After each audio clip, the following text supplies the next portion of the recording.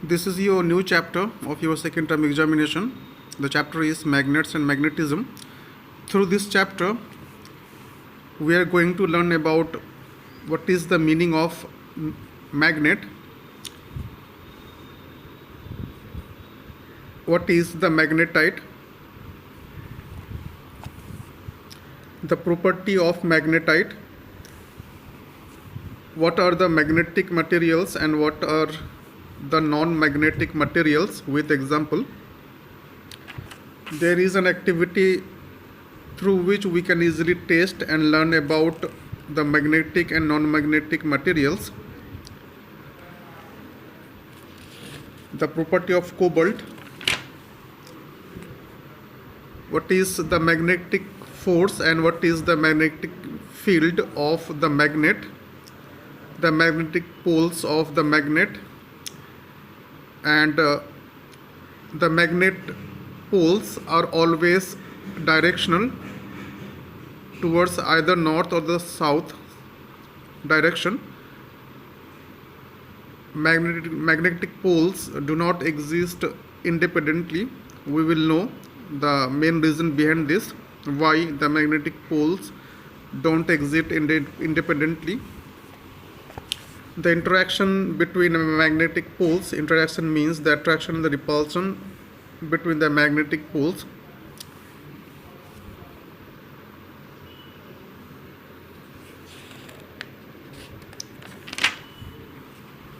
What is the magnetic compass? And finally, we should learn about the earth. It is the big magnet. Up to this we will discuss in this module 1 discussion.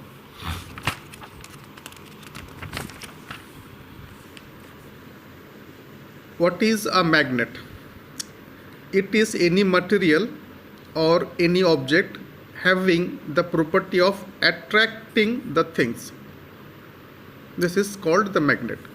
It is any material or any object having the property of attracting things. This is the magnet.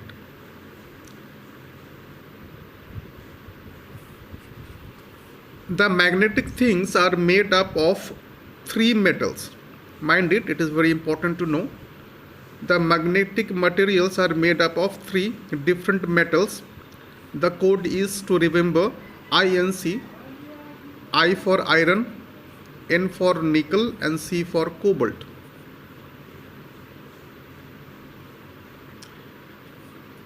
These 3 metals, iron, cobalt and nickel,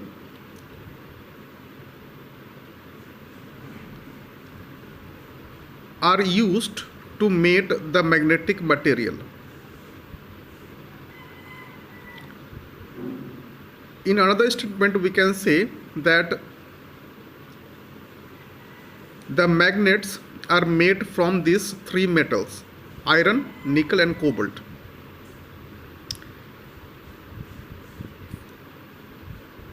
Generally, the iron, the steel or the iron alloys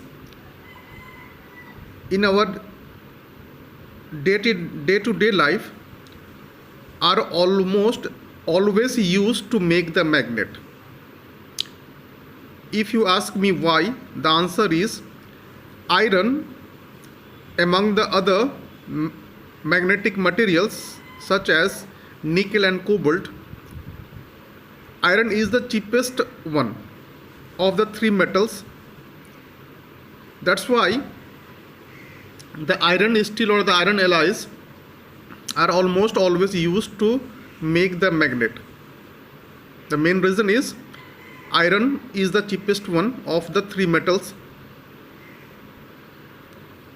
and the magnets are made in different shapes and sizes. And depending on different shapes and sizes, the types of magnets are, for example, these are the bar magnets. Number 2, this is the cylindrical magnet. Number 3 is this is the horseshoe magnet. And the last one is the ring type of magnet.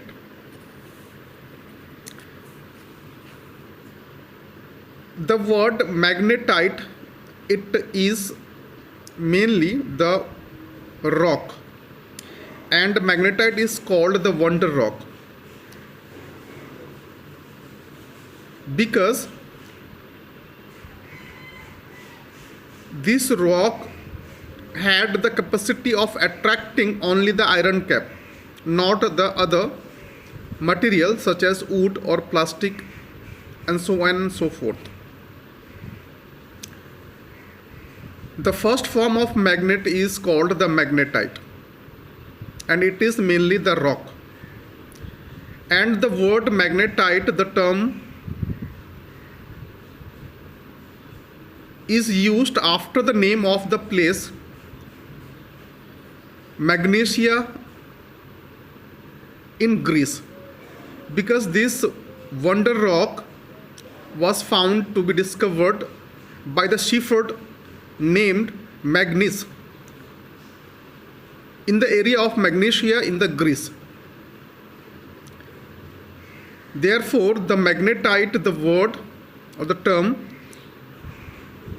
is used after the name of the place Magnesia either or after the name of the shepherd called the Magnus. And about the magnetite, magnetite is the natural magnet. It is the natural magnet.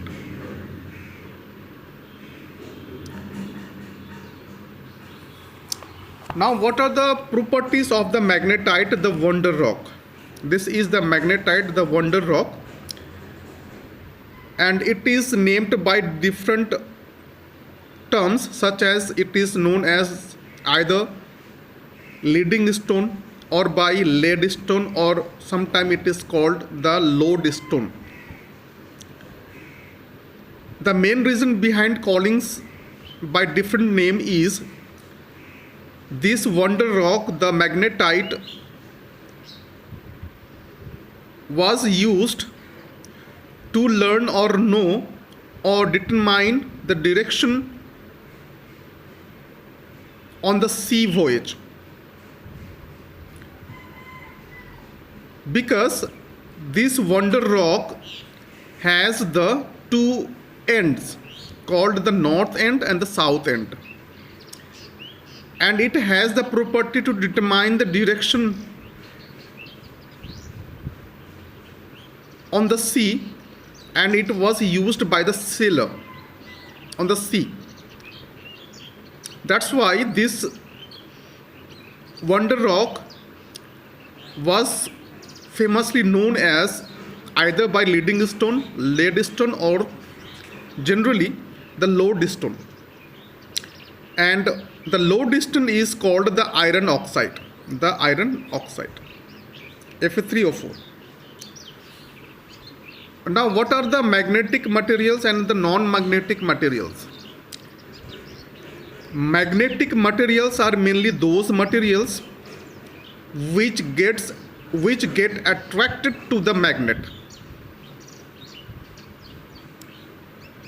Example, the iron, the nickel, or the cobalt are called the magnetic materials, whereas the non-magnetic materials are those materials which are not attracted to the magnet. For example, the plastic, wood, etc. Now we can easily know the magnetic material or about the non-magnetic material by performing an activity in our home for testifying the property of the magnetic material or the non-magnetic material. The materials required for performing this activity: one magnet and different materials such as the plastic, rubber, or the plastic comb, or the piece of glass, iron nail, the pair of scissors, the nickel coated tool of brass, etc. Now the procedure we need to follow is we must bring each material close to the magnet, and we have to observe whether it is attracted to the magnet or not. And finally we will observe that only the iron nail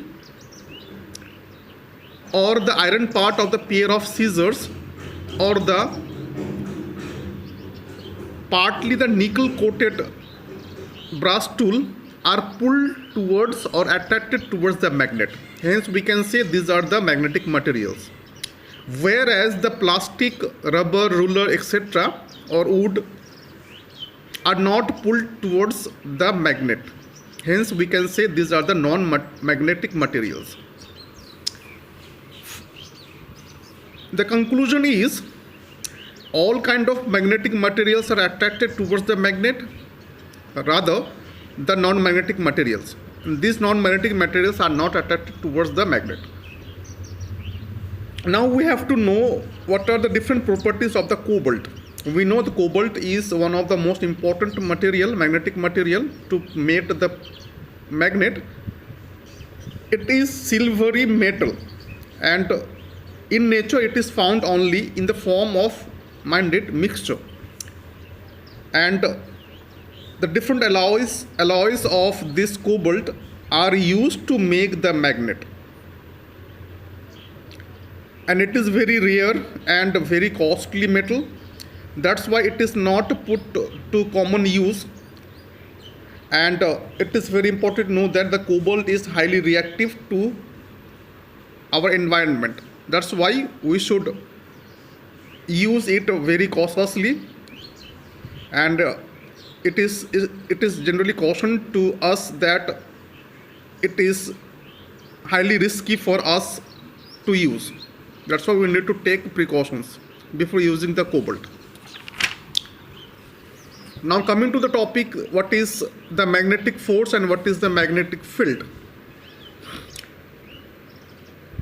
The magnetic force is force, or we can say attraction or the pull, which a magnet exerts to attract the magnetic material. It is called the magnetic force. Whereas the magnetic field is the distance up to which the magnet exerts its attraction or force on the magnetic material. This is called the magnetic field.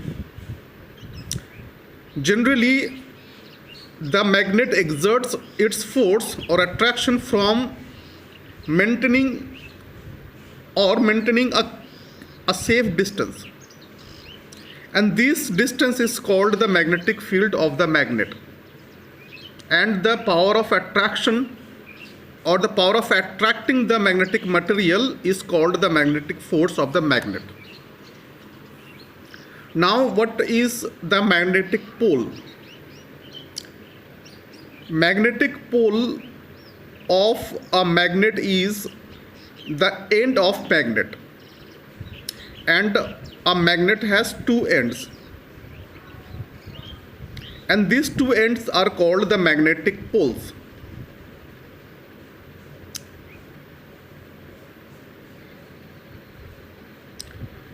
This is the horseshoe magnet, and it has two ends. This is the first end and this one is the another end. This end is called the pole, and this one end is also called the pole. That means a magnet must have the two ends or the two poles. And these two free ends of the bar magnet, it is the horseshoe magnet, is called the poles. Now on the horseshoe magnet, the two poles, the two ends, face each other. They are facing each other. While in case of a ring magnet, the two sides is its poles, its own two poles.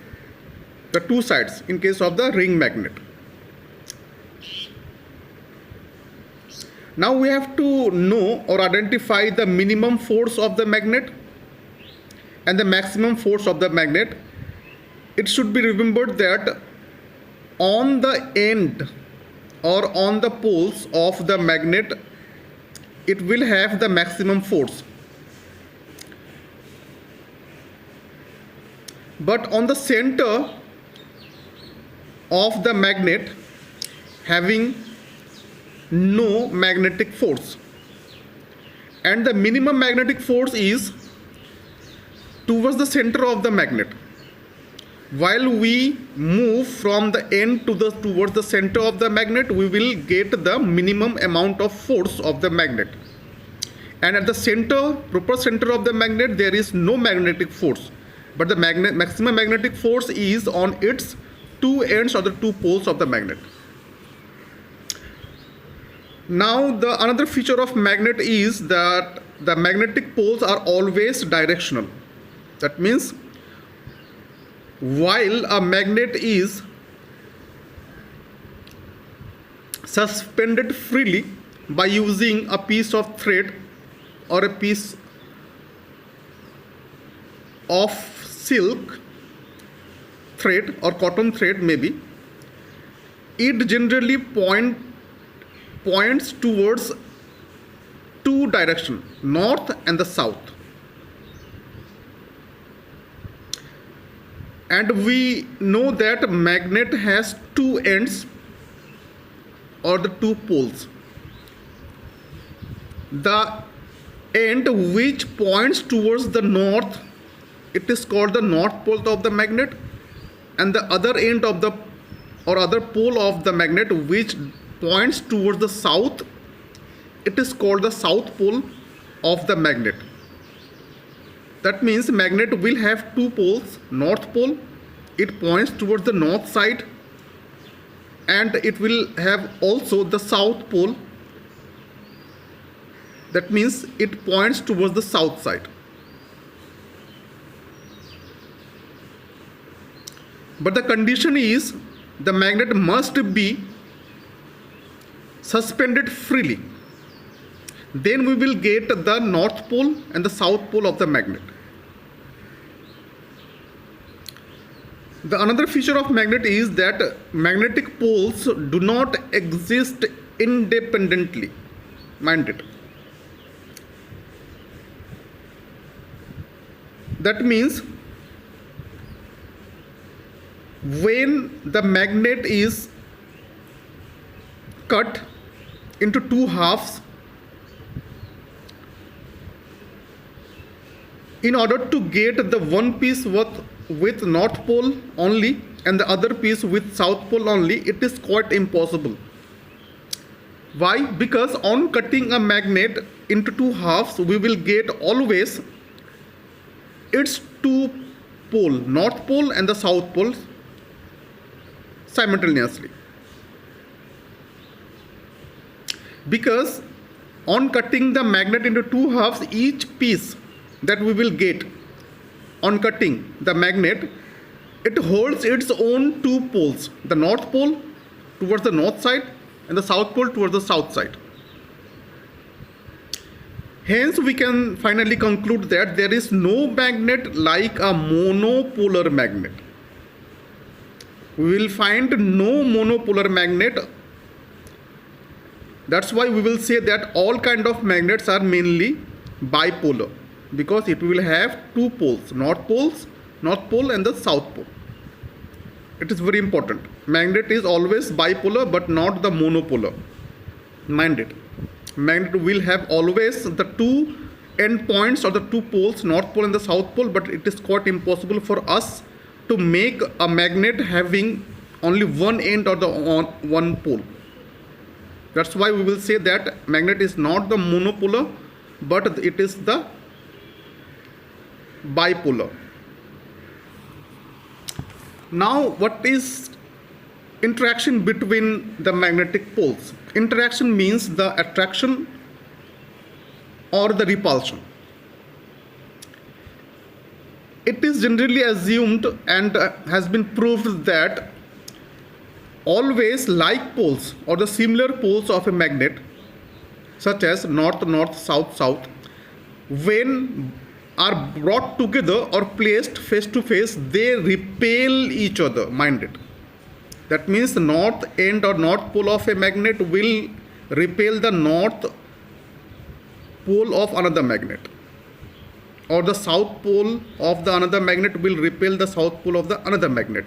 That's why it is saying that the like poles or the similar pole of a magnet, when are brought together on placed face to face, they repel each other. North pole of a magnet will repel the north pole of the other magnet. It is the meaning of this statement. But the opposite poles of the magnet will attract each other. Now opposite poles means north will attract the south and the south will attract the north. This is the meaning of the opposite sides. Hence we can say that opposite poles of the magnet will attract each other. Let's say north pole of a magnet will attract the south pole of the magnet. Clear? This is very important.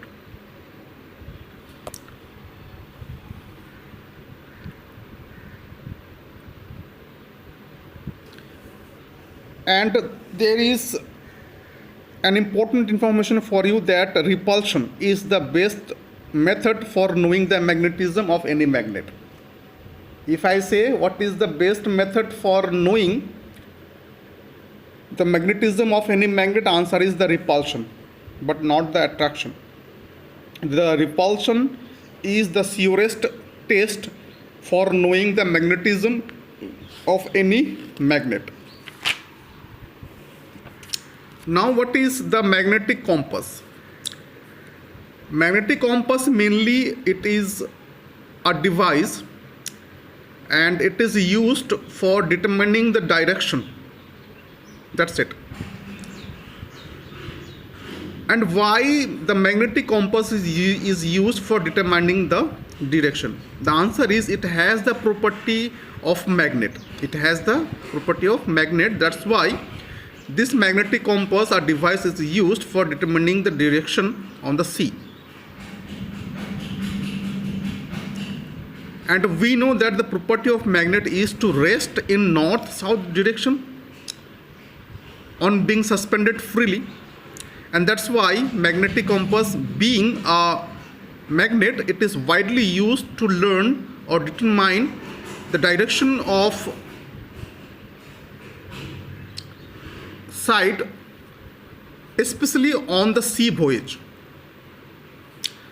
Now final topic of today's discussion is Earth is a big magnet. First of all, we should know that why we are saying the Earth as a big magnet. There was a very famous person called Sir William Gilbert in the year of 1600. He suggested that the Earth is a giant magnet. Why?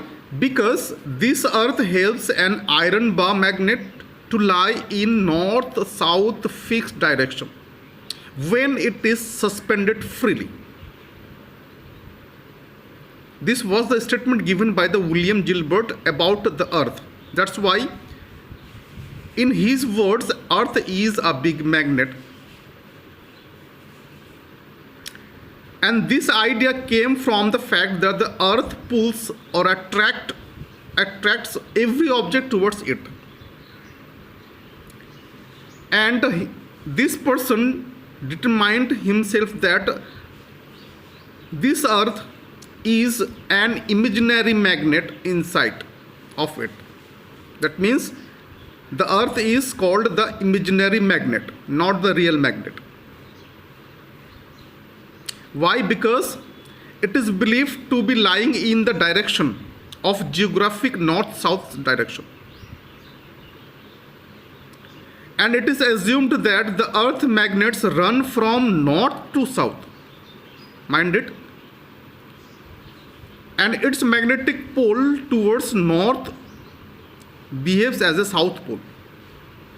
Again, I repeat, it is very important that it is assumed by William Gilbert that the Earth's magnet run from north to south and its magnetic pole towards north behaves as a south pole. That means north will behave as south and south will behave as north. This is the property of the Earth, because Earth has two kinds of poles. One is the magnetic poles, another one is the geographic poles. And this magnetic pole, remember, this is very important, and the geographic pole of Earth are not same. Why not same? Because the geographic north acts like a magnetic south. Geographic north acts like a magnetic south, and the geographic south acts as a magnetic north pole.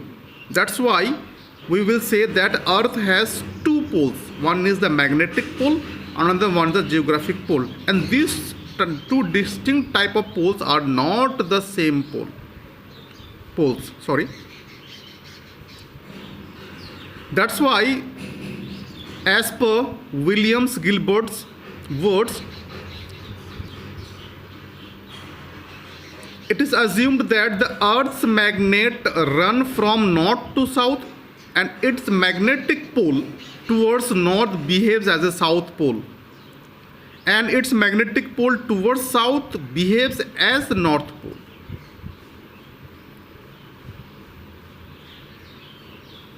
And when the bar magnet is suspended freely on the Earth's surface, it comes to lie at the rest in north-south direction. We know this is the property of magnet. The north pole of the magnet is always attracted towards the south pole of the Earth's magnet, and the south pole of the magnet is always attracted to the north pole of the Earth's magnet. Mind it, very important. And the final statement about the Earth's magnetism is, the Earth magnet is not real but an imaginary magnet. That means Earth is called an imaginary magnet. And this Earth acts like a big magnet in respect of what? In respect of suspended bar magnet, but different from a bar magnet. Earth attracts all the objects.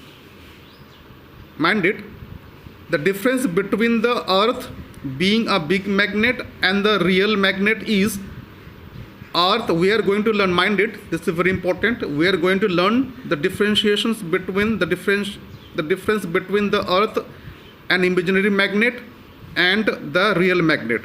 Earth attracts all the objects irrespective of magnetic, whether it is or non-magnetic.